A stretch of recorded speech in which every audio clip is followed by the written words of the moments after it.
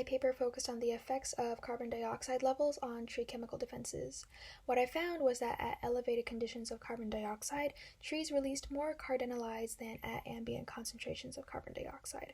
However, there is no significant difference in hydrolyzable and condensed tannins release between the different concentrations of carbon dioxide. Cardenolides, hydrolyzable, and condensed tannins are 3 different chemical defense compounds released by trees.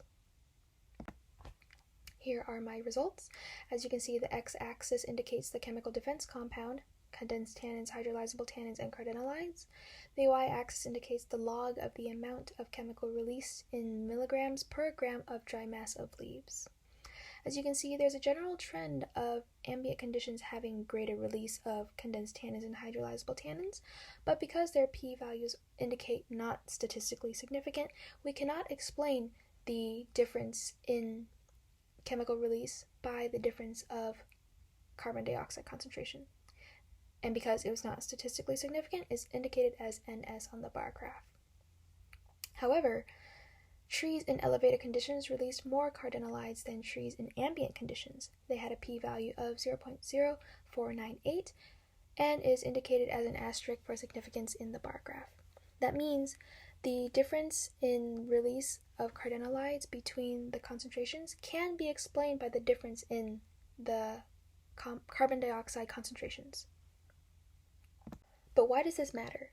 This matters because it is important to know the impacts of increasing levels of carbon dioxide on trees, especially since trees are crucial to the survival of ecosystems and humans heavily rely on ecosystems for resources. Trees are the foundation of an ecosystem. As a producer, they provide plenty of food and shelter for a variety of animals. If trees are harmed by our choice to emit large amounts of carbon dioxide, the ecosystems that rely on those trees will collapse. Humans rely on ecosystems for resources such as wood for building, food, and water. For my first paper, the Decker paper, titled as Interspecific Variation and Elevated CO2 Influence, the relationship between plant chemical resistance and regrowth tolerance. The independent variable that I pulled from this paper was trees in ambient conditions, which was at 400 parts per million of carbon dioxide, and at elevated conditions, which was 700 parts per million of carbon dioxide. And the dependent variable that I pulled from this paper was the amount of cardenolides released measured in milligrams per grams of dry mass of leaves. The number of data points I pulled from this paper were 118 ambient values and 107 elevated values. In order to calculate the numbers that I needed, I first found the average cardenolides released for each condition, ambient or elevated, and used a heteroscedastic t-test to determine the significance.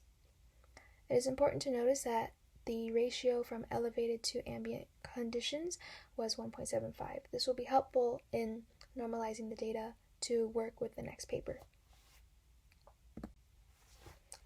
The second paper I used was by Morera, and it is titled The Impacts of Urbanization on Insect Herbivory and Plant Defenses in Oak Trees. The independent variable that I pulled from this paper was carbon emissions in petagrams of carbon, and the dependent variable that I used was the amount of condensed and hydrolyzable tannins released, also given in milligrams per gram of dry mass.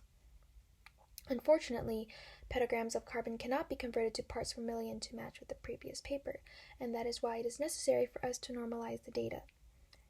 If you remember, the previous paper had a ratio of 1.75 from ambient to elevated values of carbon dioxide concentrations.